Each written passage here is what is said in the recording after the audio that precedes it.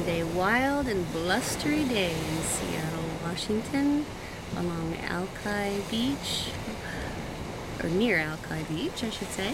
And we'll start with the prayer, the first prayers book.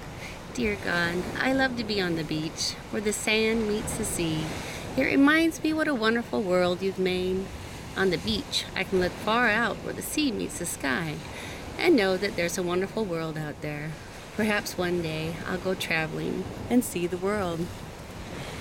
And we start out with Jesus is born in Matthew 1:18 through 25. This is how the birth of Jesus Christ came about. His mother Mary was pledged to be married to Joseph, but before they came together, she was found to be with child through the Holy Spirit. Because Joseph, her husband, was a righteous man, he did not want to expose her to public disgrace. He had in mind to divorce her quietly.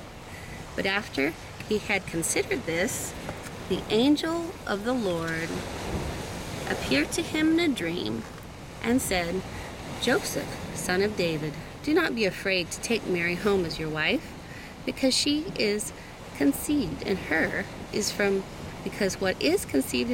from the Holy Spirit. She will give birth to a son, and you are to give him the name Jesus, because he will save his people from their sins. All this took place to fulfill what the Lord had said through the prophet.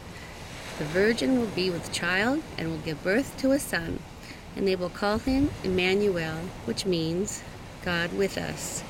When Joseph woke up, he did what the angel of the Lord had commanded him and took Mary home as his wife. But he had no union with her until she gave birth to a son, and he gave him the name Jesus. I thought, why is the virgin birth so important to the Christian faith? In order to be the perfect sacrifice for sin, Jesus Christ had to be free from the sinful nature passed on from Adam to all other human beings. Because he was born of a woman, he was a human being, but because he was the Son of God, he was born without any trace of human sin. He was both fully human and fully divine. Because Jesus lived as a man, we know that he fully understands our experiences and struggles. Because he is God, he has the power and authority to deliver us from sin. We can tell him all our thoughts, feelings, and needs. He has been where we are now, and he has the ability to help. The second reading is Paul's desire to visit Rome, Romans 1:8 through 15. First, I thank my God through Jesus Christ for all of you, because your faith is being reported all over the world. God, whom I serve with my whole heart, is preaching the gospel of his Son, is my witness how constantly I remember you in my prayers at all times. And I pray that now at last, by God's will, the way may be open for me to come to you. I long to see you so that I may impart to you some spiritual gift to make you strong. That is, that you and I may be mutually encouraged by each other's faith. I do not want you to be unaware, brothers, that I planned many times to come to you, but have been prevented from doing so until now, in order that I might have a harvest among you, just as I have had among the other Gentiles. I am obligated both to Greeks and non-Greeks, both to the wise and the foolish. That is why I am so eager to preach the gospel also to you who are at Rome. A thought. When you pray continually about a concern, don't be surprised at how God answers. Paul prayed to visit Rome so he could teach the Christians there. When he finally arrived in Rome, it was as a prisoner.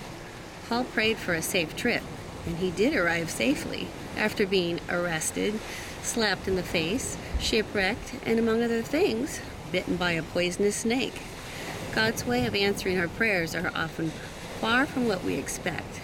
When you pray, expect God to answer, although sometimes in ways you do not expect. Proverbs of the day. 1:7 through 9. The fear of the Lord is the beginning of knowledge, but fools despise wisdom and discipline. Listen, my son, to your father's instruction, and do not forsake your mother's teaching.